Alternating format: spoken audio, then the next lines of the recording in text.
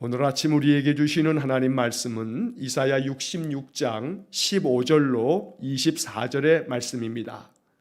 이사야 66장 15절부터 24절까지의 말씀을 봉독하겠습니다. 보라, 여호와께서 불에 둘러싸여 강림하시리니 그의 수레들은 회오리 바람 같으리로다. 그가 혁혁한 위세로 노여움을 나타내시며 맹렬한 화염으로 책망하실 것이라. 여호와께서 불과 칼로 모든 혈육에게 심판을 베푸신즉 여호와께 죽임당할 자가 많으리니 스스로 거룩하게 구별하며 스스로 정결하게 하고 동산에 들어가서 그 가운데 있는 자를 따라 돼지고기와 가증한 물건과 쥐를 먹는 자가 다 함께 망하리라. 여호와의 말씀이니라. 내가 그들의 행위와 사상을 아노라. 때가 이르면 문 나라와 언어가 다른 민족들을 모으리니 그들이 와서 나의 영광을 볼 것이며 내가 그들 가운데서 징조를 세워서 그들 가운데서 도피한 자를 여러 나라 곧 다시스와 뿔과 활을 당기는 룻과 미 두발과 야완과 또 나의 명성을 듣지도 못하고 나의 영광을 보지도 못한 먼 섬들로 보내리니 그들이 나의 영광을 문 나라에 전파하리라. 나 여호와가 말하노라. 이스라엘 자손이 예물을 깨끗한 그릇에 담아 여호와의 집에 드림같이 그들이 너희 모든 형제를 문 나라에서 나의 성산 예루살렘으로 말과 수레와 교자와 노새와 낙타에 태워다가 여호와께 예물로 드릴 것이요 나는 그 가운데에서 택하여 제사장과 레위인을 삼으리라. 여호와의 말이니라. 내가 지을 새 하늘과 새 땅이 내 앞에 항상 있는 것 같이 너희 자손과 너희 이름이 항상 있으리라. 여호와의 말이니라. 여호와가 말하노라. 매월 초하루와 매 안식일에 모든 혈육이 내 앞에 나와 예배하리라. 그들이 나가서 내게 패역한 자들의 시체들을 볼 것이라. 그 벌레가 죽지 아니하며 그 불이 꺼지지 아니하여 모든 혈육에게 가증함이 되리라. 아멘.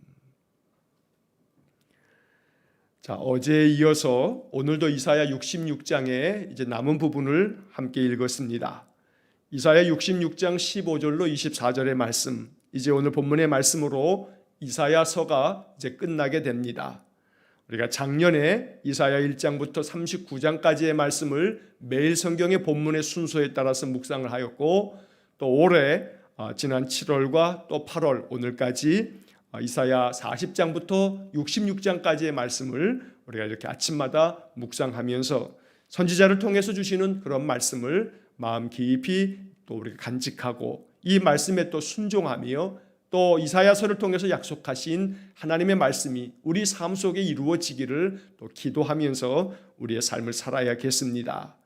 자, 이사야 66장을 마치는 이 마지막 장에서 하나님께서는 최후의 심판, 하나님께서 온 세상 만물을 이제 마지막으로 심판하실 것에 대한 예언의 말씀을 오늘 본문 15절로 24절 말씀 속에 담아두고 있습니다. 그러면서 동시에 그 가운데에서도 하나님 구원 얻을 자를 늘 기억하셔서 그들을 다시금 부르셔서 하나님의 거룩한 백성으로 삼으시겠다는 하나님의 구원의 약속, 마지막 온 세상을 심판하실 때에도 하나님께서 구원받을 자를 이끌어내시겠다는 그런 약속의 말씀이 오늘 본문 안에도 담겨져 있습니다.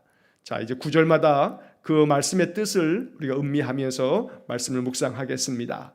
자, 먼저 15절 말씀을 보시면 보라, 여호와께서 불에 둘러싸여 강림하시리니 그의 수레들은 회오리 바람 같으리로다. 그가 혁혁한 위세로 노여움을 나타내시며 맹렬한 화염으로 책망하실 것이라.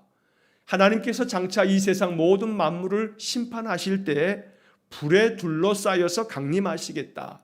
하나님께서 수레를 타고 오시는데 그 수레는 회오리 바람같이 그렇게 하나님께서 하늘로부터 강림하셔서 이 세상의 모든 것들을 심판하시겠다. 그가 혁혁한 위세로 노여움을 나타내시며 하나님의 그 진노하심, 그 분노를 이 세상 모든 만물을 심판하실 때 나타내실 날이 이제 있다. 그래서 맹렬한 화염으로 책망하실 것이라. 자, 이 15절의 여러 표현들은 결국 핵심은 여호와께서 강림하실 것이다, 그리고 책망하실 것이다, 이러한 구절들을 통해서 이 15절의 말씀에 가장 골자가 되어지는 부분을 우리가 볼 수 있는 겁니다. 여호와 하나님께서 세상 모든 것들을 책망하여 심판하시기 위해서 강림하시겠다는 분명한 말씀입니다. 우리는 주님의 재림을 믿는 사람들입니다. 우리 예수님께서 하늘로 승천하시면서 주님께서 다시 오시겠다고 말씀하셨기에 우리는 그 말씀을 믿는 사람들입니다. 우리 주님께서 다시 오시는 그 재림이 더딘 것 같아도 베드로 사도가 우리에게 알려준 것처럼 주께는 천년이 하루 같고 하루가 천년 같은 그 하나님의 시간을 우리가 헤아려 알지 못하기 때문에 오직 한 가지, 주의 날은 도적같이 임할 것이다. 노아의 날의 홍수가, 하나님의 심판의 그 홍수가 어느 날 갑자기 임한 것처럼 하나님께서 이 세상을 심판하시기 위해서 강림하시는 그때도 우리가 알지 못하는 그 날 도적같이 임할 것이라고 성경은 일관되게 말씀하고 있는 것입니다. 그래서 우리 주님 강림하셔서 이제 심판하시는데 16절에 이어진 말씀에 여호와께서 불과 칼로 모든 혈육에게 심판을 베푸신즉 여호와께 죽임당할 자가 많으리니, 하나님께서 강림하셔서 심판하실 때에 죄악 가운데 있는 이들, 하나님께로 돌아오지 않았던 모든 자들을 이제 불과 칼로 심판하여 하나님께 죽임당할 자가 많겠다 말씀합니다. 하나님의 심판의 엄중함을 말씀하고 있는 표현들입니다. 자, 그 다음 이어진 17절 말씀에 스스로 거룩하게 구별하며 스스로 정결하게 하고 동산에 들어가서 그 가운데 있는 자를 따라 돼지고기와 가증한 물건과 쥐를 먹는 자가 다 함께 망하리라. 여호와의 말씀이니라. 자, 하나님께서 강림하셔서 불과 칼로 모든 심판받을 자를 죽이실 때에 그 심판받을 자들이 어떤 자들인가? 17절의 말씀에서 그러한 예를 들고 있는 것이 스스로 자기 자신을 거룩하게 구별하고 스스로 정결하게 하고, 요 표현만 보면 하나님께서 스스로 거룩하게 하고 정결하게 한 사람들이 다 함께 망한다 말씀하신 표현을 우리가 오해할 수가 있습니다. 자, 그런데 여기서 스스로 거룩하게 구별하며 스스로 정결하게 하고 라고 하는 이 말씀은 이제 그 다음 이어지는 말씀에서 동산에 들어가서 그 가운데 있는 자들을 따라서 돼지고기와 가증한 물건과 쥐를 먹는 자, 그러니까 그 앞에 나와 있는 말은 뒤에 있는 말에 대한 수식 어구입니다. 다시 말하면 가증한 물건과 쥐를 먹는 자, 돼지고기를 먹는 자, 앞서도 말씀드린 것처럼 돼지고기는 성경에서 레위기에 보게 되면 하나님 앞에 가증한 짐승 중에 하나입니다. 여러 이유가 있겠습니다만 또 문화적으로는 그 당시 고대인들에게 있어서 이방인들에게 드려지는 그런 제물들 가운데 돼지고기가 제물로 드려졌습니다. 여러분, 약간 우스운 이야기입니다만 우리나라도 고사 같은 거 지낼 때 그 고사 지내는 자리에 음식들을 차려 놓을 때 그 앞에다가 뭐 얹어 놓습니까? 돼지 머리 얹어 놓지 않습니까? 이것이 그저 현대 이 우리나라 이 동양권만 있는 것이 아니고 저 중동 지방에서도 고대 세계에서 이 돼지고기라고 하는 것이 우상에게 드려지는 제물로 많이 사용되었던 겁니다. 자, 그래서 오늘 17절의 말씀은 스스로 거룩하게 구별하며 스스로 정결하게 하고 그들이 뭐 하냐 하면 우상에게 제사 지내는 겁니다. 돼지고기를 함께 먹으면서 그 우상에게 드려진 모든 것들을 그들이 먹으면서 그렇게 우상을 따르는 자들과 함께 그들을 뒤따르는 모든 자들은 다 함께 망하리라. 그래서 하나님께로 돌아와 거룩한 하나님 앞에 순종하며 하나님의 뜻을 따라 살지 아니하고 자기 스스로를 거룩하게 구별하는 듯 하지만 그러나 그 거룩은 하나님이 원하시는 거룩도 아니고 스스로 정결하게 한다고는 하지만 그 정결함은 하나님이 깨끗하다 인정하시는 것도 아니고 오직 자기들이 섬기는 그 우상 앞에서 그들 스스로가 내가 정결케 된다 하면서 우상을 따르는 그런 모든 자들이 다 함께 망할 것이다. 이것이 바로 하나님의 엄중한 말씀인 것입니다. 자, 그 다음 이어지는 18절 앞부분에서 내가 그들의 행위와 사상을 아노라. 여러분, 이 분명한 이 구절 속에서 하나님께서는 하나님 앞에 심판받을 자의 모든 행동과 그들이 가지고 있는 생각을 내가 다 안다 라고 말씀하고 있습니다. 그들의 행위와 그들의 모든 생각, 그들의 모든 사상을 하나님 아신다. 자, 이것을 통해서 하나님은 구원받을 자의 그 마음 중심, 그러나 심판받을 자의 그 가증한 마음 또한 하나님은 구별하셔서 그들을 엄중하게 하나님 심판하시겠다고 말씀하는 것입니다. 그래서 우리는 겸허한 마음으로 주님 앞에 나올 때마다 참여하는 심정으로 주님께 기도하는 겁니다. 왜냐하면 나의 행위와 나의 사상, 나의 생각의 그 깊은 곳을 다 알고 계시는 하나님, 그래서 내 마음 가운데 품고 있는 모든 악한 생각까지도 하나님 내 마음속에 죄된 마음을 품었으니 나를 용서해 주시고 주님의 보혈로 씻어주시고 나의 모든 행위가 하나님 앞에 가증하고 악하여도 나를 용서해 주십시오.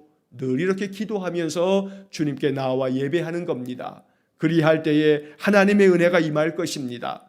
이제 그 18절 하반절서부터는 하나님의 은혜에 대한 이야기를 말씀하고 있습니다. 때가 이르면, 하나님의 구원의 때가 이르면, 구원의 때는 곧 심판의 때이기도 합니다.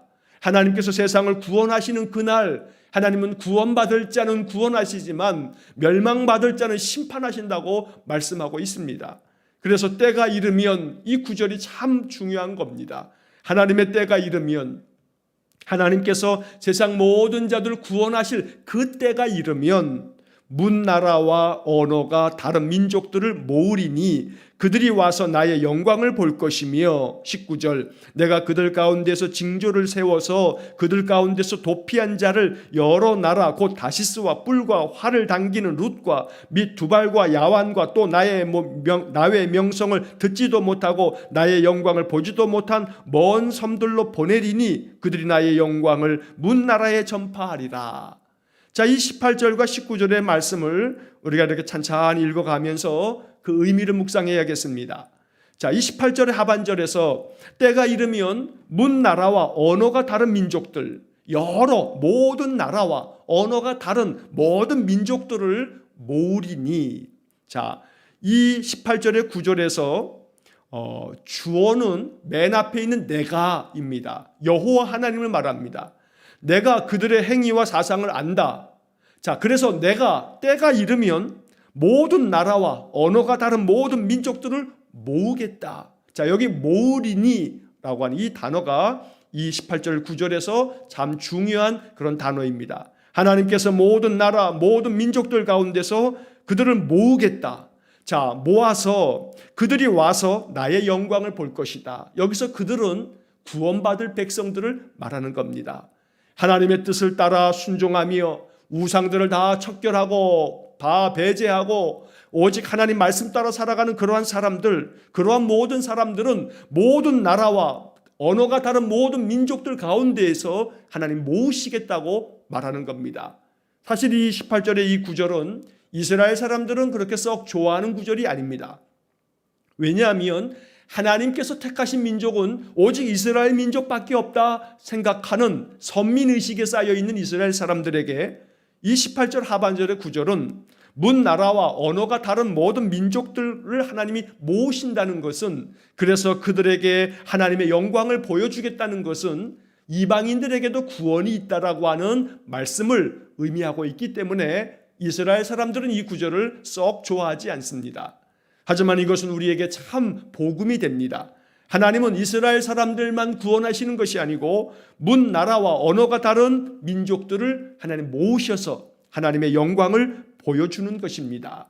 자, 19절 말씀에서 내가 그들 가운데에서 징조를 세워서 그들 가운데서 도피한 자를, 자, 여기서 그들 가운데에서 이러한 표현이 두 번이나 계속 반복되는데, 그들 가운데서라고 하는 것은 모든 나라와 민족에서부터 하나님이 모아오신 구원받은 그러한 백성들, 그들을 위해서 내가 징조를 세우겠다.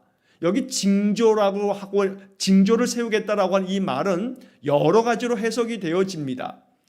대체로 이 징조를 세워서라고 하는 것은 하나님이 놀라운 기적을 베푸셔서 혹은 하나님이 놀라운 표적을 나타내심으로 라고 이렇게 번역되기도 하고 이해되기도 하고, 또 이 징조를 세운다라고 하는 것은 궁극적으로는 예수 그리스도의 십자가의 은혜를 표현하고 있는 것이다, 그것을 예언하고 있다라고 학자들이 해석하기도 합니다.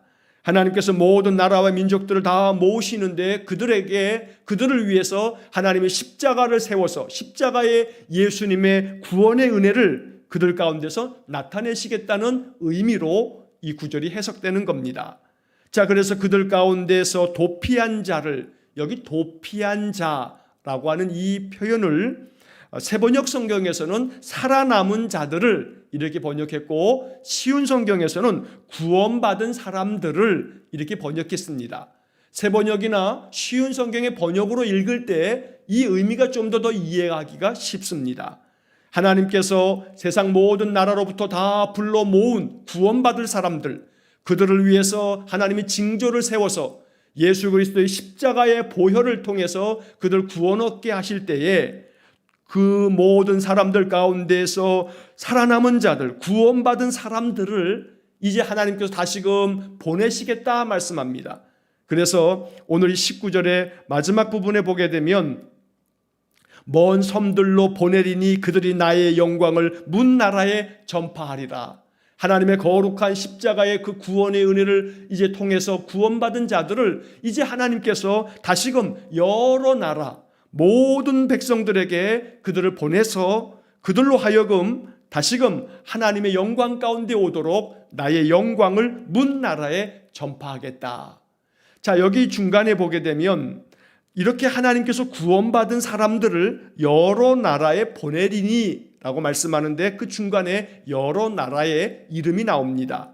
자, 여러 나라 곧 다시스와 뿔과 활을 당기는 룻과 및 두발과 야완과 또 나의 명성을 듣지도 못하고 나의 영광을 보지도 못한 먼 섬들로 보내겠다. 누구를 보내겠다고 하냐면 도피한 자들을, 다시 말해서 살아남은 자들을, 구원받은 사람들을 보내겠다. 자, 이 보냄받는 그 장소들이 표현되어져 있는데 이것은 주전 700여 년경에 활동했던 이사야 선지자가 살던 그 시대에 그 주변에 있는 여러 도시국가들, 민족들을 말하고 있는 겁니다. 자, 다시스는 요즘으로 오늘 우리 시대로 얘기하면 스페인을 이야기하는 겁니다. 다시스는 스페인에 있는 한 도시입니다. 자, 그 다음에 뿔과 활을 당기는 룻. 자, 여기 룻이라고 써 있는데 이 룻은 룻기에 나오는 이름이 아니고 이것은 장소를 이야기하는 그러한 명칭입니다. 장소를 말하는 겁니다. 자, 이 룻이라고 하는 이것은 에스겔 27장 10절 말씀에도 이 룻이라고 하는 지명이 나오는데 이 룻이라고 하는 곳에 살았던 사람들은 아주 용사들이 많았답니다. 그래서 여기에 표현에 뿔과 활을 당기는 룻이라고 되어 있는데 에스겔 27장 10절 말씀을 보게 되면 두로라고 하는 그런 나라에 용병으로 파견되어지는 여러 나라들이 소개되어질 때 그때 룻이라고 하는 그런 나라가 소개되어지고 있습니다. 룻이라고 하는 것은 지금으로 말하면 터키 땅, 저 터키의 서북쪽에 있는 그러한 도시국가를 룻이라고 말합니다. 자, 그 다음에 및 두발과 야완이 나옵니다. 두발이라고 하는 것은 창세기 10장 2절에 그 이름이 나오는데 이 두발은 야벳의 노아의 아들들 중에 셈과 또 야벳과 또 함이 있는데 이 노아의 아들들 중에 야벳의 5번째 아들이 두발입니다. 그래서 이 두발은 바로 그 야벳의 5번째 아들 두발의 후손들이다. 이렇게 성경학자들이 해석을 하고 있습니다. 이 두발은 지금으로 말하면 터키에 있는 저 북동쪽에 있는 그런 어떤 도시국가로 알려지고 있습니다. 그 다음에 야완이 나옵니다. 자, 이 야완이라고 하는 것은 역시 마찬가지로 야벳의 노아의 아들 야벳의 4번째 아들이 야완입니다. 창세기 10장 2절에 나옵니다. 이 야완의 후손들이 바로 지금 오늘 이 19절에 나오는 야완입니다. 이 야완은 오늘날로 말하면 그리스, 여러분 이 올림픽을 할 때 올림픽의 성화를 채취하는 그리스, 바로 그 그리스의 고대 이름이 야완입니다. 자, 여기서 다시스, 룻, 두발, 야완 이 이름들은 이사야가 활동했던 그 당시에 여러 이방의 나라들 중에 대표적인 그런 나라들을 이렇게 이야기를 하고 있는 겁니다. 자, 또한 그뿐만 아니고 나의 명성을 듣지도 못하고 나의 영광을 보지도 못한 먼 섬들로 내가 보내서 하나님을 알지 못하는, 하나님의 이름도 모르는, 하나님의 놀라운 능력도 알지 못하는, 그 명성도 알지 못하는 많은 작은 섬들에게까지도 내가 도피한 자를 보내겠다. 구원받은 사람들을 보내겠다. 그래서 그들을 보내서 그들이 나의 영광을 문 나라에 전파하겠다. 그래서 이 본문의 말씀 19절은 사도행전을 통해서 이 말씀이 이루어진 것으로 성경학자들은 해석합니다.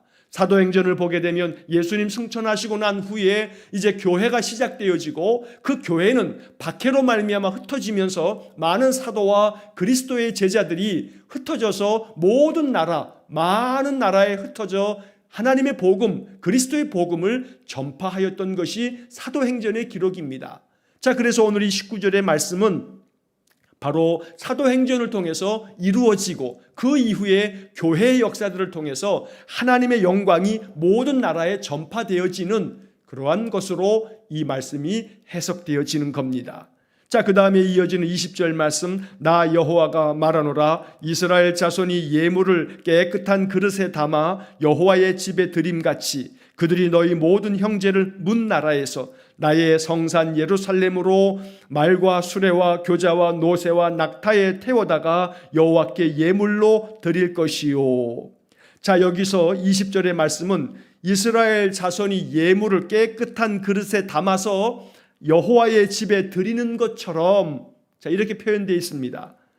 하나님의 백성들은 하나님께 나와 예배할 때에 그들이 제물을 가지고 나와 하나님께 예물을 드립니다. 그 예물을 드릴 때 깨끗한 그릇에 담아 제물을 가지고 나오지 않느냐. 이 깨끗한 그릇에 담아라고 하는 것은 정성된 마음으로 모든 제물을 정성스럽게 준비하여 흠 없는 것으로 하나님께 드리지 않느냐. 자, 이런 표현입니다. 이 말씀 속에 깨끗한 그릇에 담아라고 하는 것은 하나님께 드려지는 그 모든 제물의 그 깨끗함, 성결함을 말하는 것인데, 자, 이렇게 아주 귀중하고 소중한 마음으로 하나님께 예물을 드리는 것처럼, 자, 이제 그들이 너희 모든 형제를 문 나라에서 나의 성산 예루살렘으로 하나님께 예물로 드릴 거다. 자, 이 말씀은 그들이라고 하는 것은 하나님께로부터 구원받아서 이제 모든 나라에 하나님의 영광을 전파하기 위해서 파송된 사람들, 바로 그 앞에 있는 19절에 지금 설명드렸던 그들을 말하는 겁니다.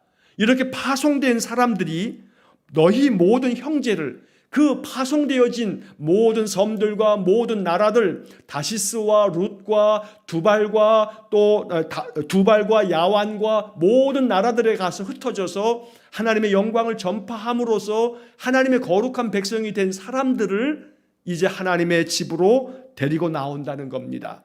그래서 그들을 데리고 나올 때 하나님의 거룩한 성산 예루살렘으로, 바로 이것은 하나님의 성산 예루살렘은 하나님의 나라를 이야기하는 것이고 하나님께 예배하는 예배의 자리를 말하는 것이기도 하고, 그들을 말과 수레와 교자와 노새와 낙타에 태워다가 그들을 하나님께 예물로 드린다. 하나님께 예물로 드린다는 것은 하나님이 받으시도록 하나님의 거룩한 백성이 되도록 그들을 데리고 나온다, 인도한다 라는 말씀입니다.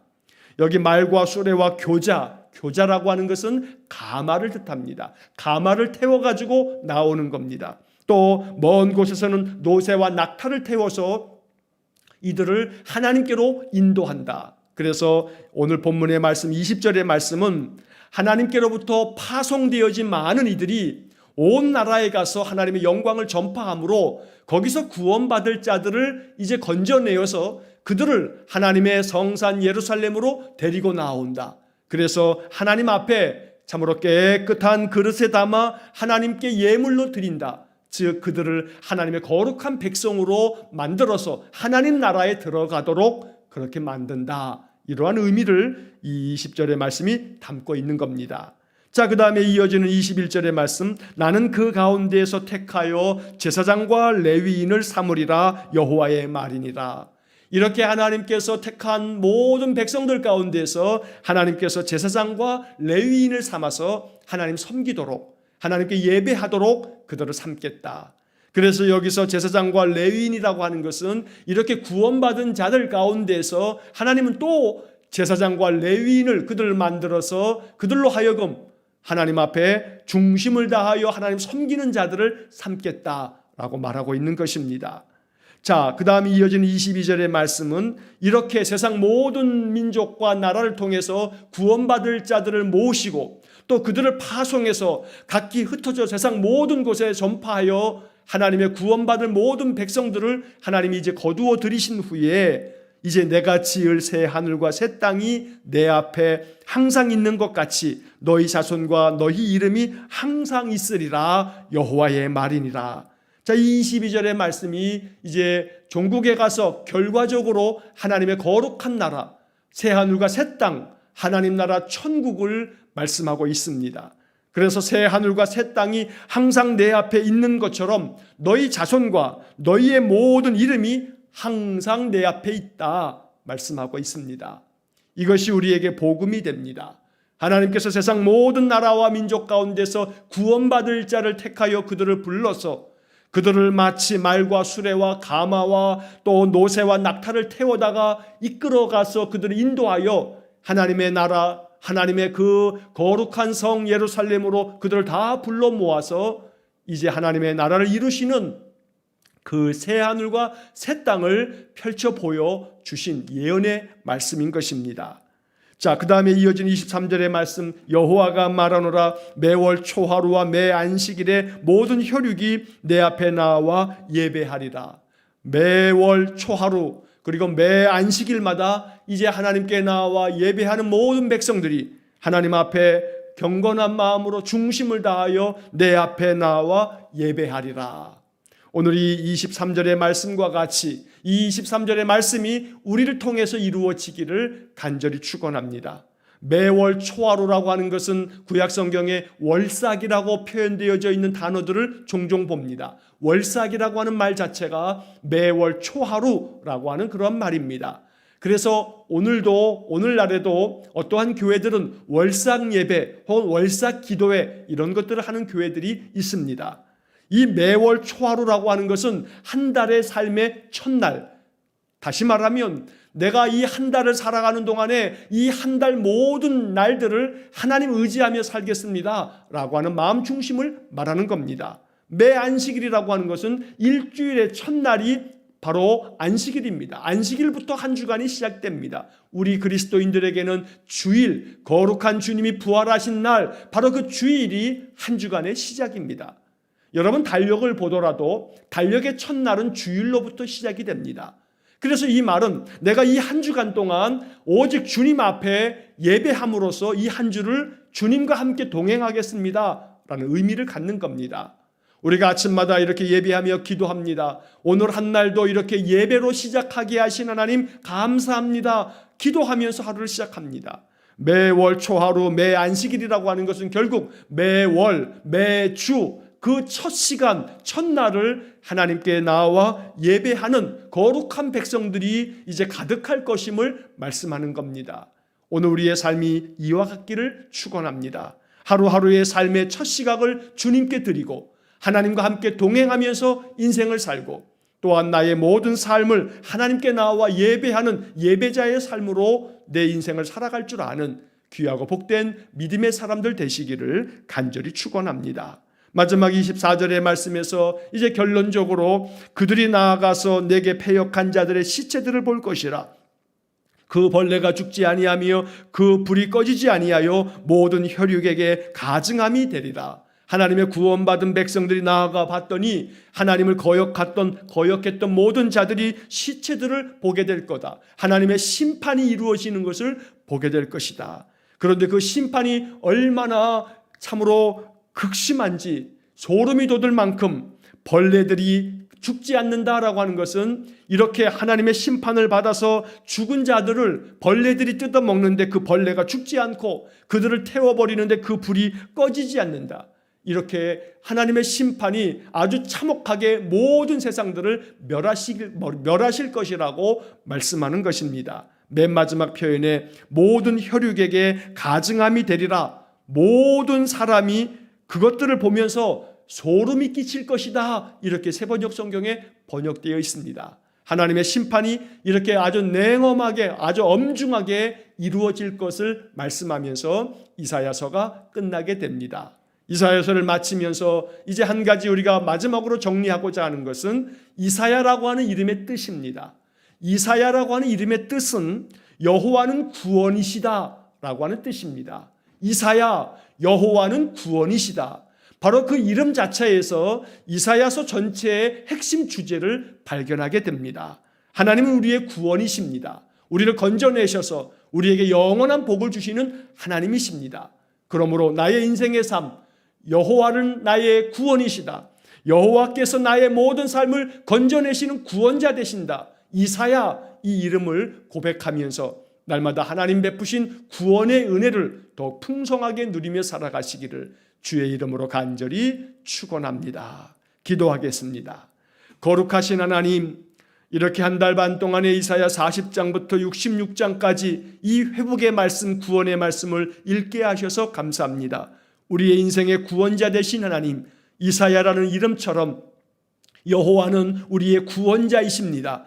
여호와는 구원이시니 우리의 삶을 날마다 구원하셔서 나의 생활 속에서 하나님의 구원을 경험하는 귀한 성도들 되게 해 주옵소서. 오늘도 우리의 마음에 화평한 마음을 주시고 모든 세상 근심, 걱정, 염려, 불안과 두려움은 다 사라지고 하나님의 영광의 빛이 가득하여 오늘도 주님과 동행하는 삶을 통해서 하나님의 은혜를 풍성하게 누려 감사와 기쁨의 찬양이 넘쳐나는 복된 하루가 되게 하여 주옵소서. 오늘 한날의 모든 삶과 우리의 모든 인생의 삶을 주님께 의탁하오며 예수님 거룩하신 이름으로 기도하옵나이다. 아멘. 우리 구주 예수 그리스도의 은혜와 하나님 아버지의 극진하신 사랑과 성령의 교통하심이 여호와는 나의 구원이시라 선포하며 날마다 삶 속에서 하나님 베풀어 주시는 구원의 은총을 늘 경험함으로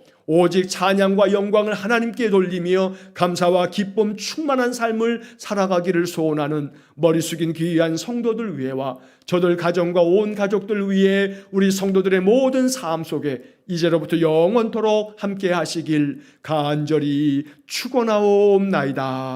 아멘.